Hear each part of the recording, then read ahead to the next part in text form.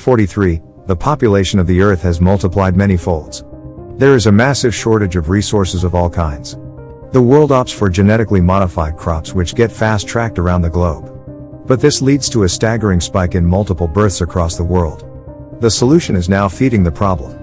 No one knows what to do. Political activist and renowned conservation biologist Dr. Nicolette Kamen has prompted the Federation to institute a one-child-per-family policy. A bureau called Child Allocation Bureau, CAB, is formed to enforce this policy. All citizens are required to wear a bureau-issued identity bracelet. This bracelet could be scanned in order to identify people at various checkpoints throughout cities.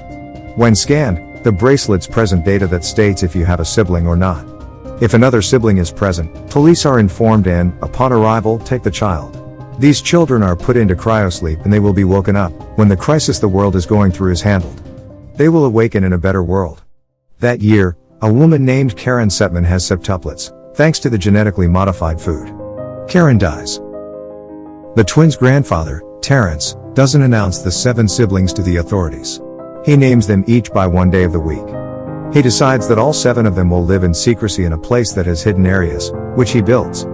He trains them all to take on the identity of Karen Setman. Each of them gets one day of the week to go out and be Karen. Sunday will get to go outside on Sunday, Monday on Monday, Tuesday on Tuesday, and so on. They grow up sharing the identity of Karen. When each of them comes back home, they explain to the others how their day was. This step is important as it allows the next girl to go out and continue being Karen. They are all fitted with electronic bracelets that are hacked by Terence so that they could all be identified as Karen Setman. These bracelets are also fitted with GPS so that their location could be known when they are out of the house. Terence also makes a hiding place that they could use when someone comes to the apartment. One Saturday is attending a ballet contest, but Thursday decides to sneak out and skate. So when Saturday comes back, Thursday is still missing. Terence is very worried. Suddenly they hear a knock on the door and they all immediately hide in their hiding place except Saturday. Terence immediately takes a gun and carefully opens the door. It turns out that the person is Thursday who has returned, but tragically Thursday gets her index finger cut off because she fell off the skateboard. Since all of the girls need to look the same, Terence cuts the index fingers off all the other girls starting from Monday. 30 years later, when they are adults, their grandfather has died and they also have different characteristics and appearances. Monday is the firstborn, and she's the good girl, the golden child, the A-type personality, and she, of all the sisters, embrace the collective identity. Tuesday is the paranoid pothead, a little bit of a loose cannon. Wednesday is the athletic one, the fighter of the bunch. Thursday is the bad girl, she's the rebel, and she craves her own identity and autonomy. Friday is the smart one, the computer geek, and the sisters only have their life, their career, their success, because of Friday. Saturday gets to hang out on Saturday, be homeschooled, and never went to work probably a day in her life, so she's the wild child, she's the lucky one, she gets to party her face off. And Sunday is the caregiver, she goes to church on Sunday, and is supposed to be the believer of the bunch. As they have different appearances, the sisters use wigs and makeup to cover any identifying features. On one Monday, it's time for Monday to go out of the house, but she is too nervous because that day, Karen Setman is going to give a presentation at the office to get a promotion. Monday prepares her disguise. On her way to the office, at a checkpoint, Monday runs into Adrian, a CAB agent. He is checking her identity and talks to her. Arriving at work, Monday meets Jerry in the elevator, who is also eyeing for the promotion. Jerry tells Karen that he knows her secret and blackmails her to get the promotion. At night, the sisters are waiting for Monday who hasn't returned home. They track the GPS location of Monday's bracelet, but strangely her whereabouts cannot be traced. The sisters freak out and assume something happened to Monday. Next day, Tuesday heads out to work and tries to act normal. Tuesday learns that Monday got the promotion and met Jerry at a bar. Before she can investigate further, CAB agents detain her and cut off her communications. In the CAB facility, Adrian sees Tuesday escorted to a cell, where she meets Nicolette Kamen, head of the CAB. Kamen reveals that she knows that Tuesday has many siblings, and she knows there are still 5 of her twins living in her apartment. Then a CAB agent named Joe grabs Tuesday and points a knife at her. In the apartment, the 5 remaining sisters begins to panic. Not long after, CAB agents come and enter their apartment with Karen's eye, to bypass a retinal scanner. A fight ensues between the CAB agents and the sisters. The sisters manage to defeat the agents, but Sunday is shot and she dies. The remaining 4 sisters are crying over Sunday's death, and getting more depressed. At the apartment, Friday learns that the I is Tuesdays, and the sisters suspect Jerry may have sold them out. The next day, Wednesday leaves without disguising herself and confronts Jerry. However, it turns out that Jerry doesn't know anything about Karen's identity as one of 7 people. All he knows is that Karen has a contract with Nicolette Cayman. He reveals that Karen got the promotion when she sent millions of euros to Cayman to fund her campaign. He doesn't know any other detail. Not long after, a CAB sniper kills Jerry, so Wednesday immediately flees his apartment, but unfortunately, a CAB agent, Joe, manages to corner Wednesday. He finally shots her dead.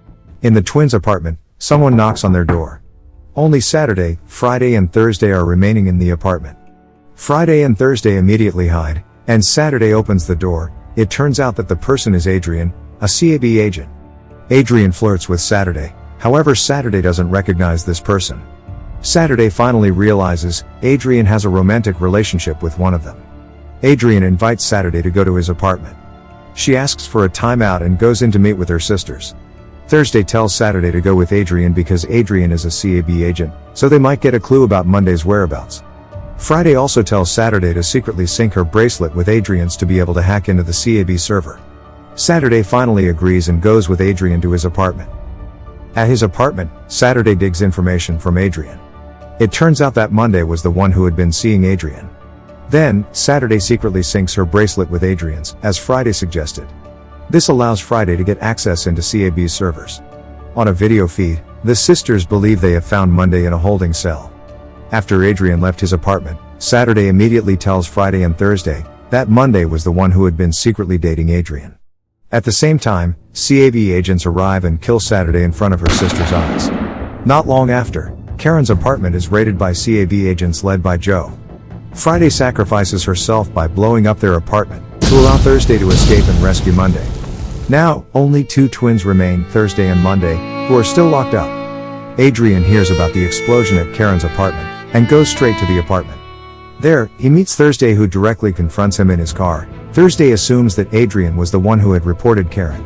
However, Adrian does not know anything about these 7 twins. Adrian now realizes that Karen is actually a septuplet, and he claims that love Monday. He finally agrees to help Thursday to rescue Monday. Adrian sneaks Thursday into CAB headquarters with a body bag. She is brought into the cryosleep room. There, she secretly records a child undergoing cryosleep.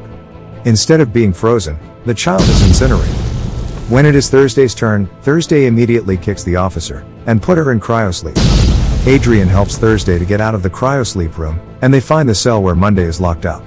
But it turns out that Tuesday is the one in the cell, with one of her eyes removed. Finally, Adrian and Tuesday are assigned to hack a video operator and show a shocking video about cryosleep at a fundraising event being held by Cayman. Meanwhile, Thursday search for Monday. Finally, Thursday meets Monday in a restroom. Monday looks fine. It turns out that Monday is the one who betrays the sisters. She wants to be the one and only Karen, and reported her twins to Cayman. Monday also sends large sums of money to Cayman's as bribes. Thursday and Monday fight in the restroom, and eventually, Thursday accidentally shoots Monday. Thursday then disguises as Monday at the fundraising event, and Cayman doesn't realize this. Meanwhile, Tuesday and Adrian broadcast Thursday's video footage of the child's incineration, leaving everyone at the event shocked. At that moment, Cayman realizes that Thursday is in disguise. She angrily confronts Thursday, choking her. Monday, who is severely injured, gets out of the toilet, pointing a gun at Thursday. Joe shoots Monday, thinking she intends to kill Cayman, and Adrian kills Joe as revenge. As the crowd flees, Monday reveals to Thursday that she betrayed them because she is pregnant with Adrian's children. Unfortunately, twins. Which means one of her children will be taken away. For the sake of her children, she makes a deal with Cayman. She secretly compromises the knowledge and location of her 6 sisters in return for her to be free and live her life normally as Karen. Not long after, Monday dies from her wounds. In the end of the story, the one-child policy is abolished, and Cayman faces the death penalty. Thursday, Adrian, and Tuesday are the ones that remains alive.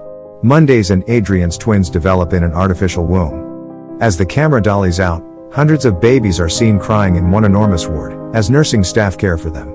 And that's the ending of the movie What Happened to Monday. Subscribe for more videos like this, turn on notifications, and leave a like to help the channel out. Thank you for watching.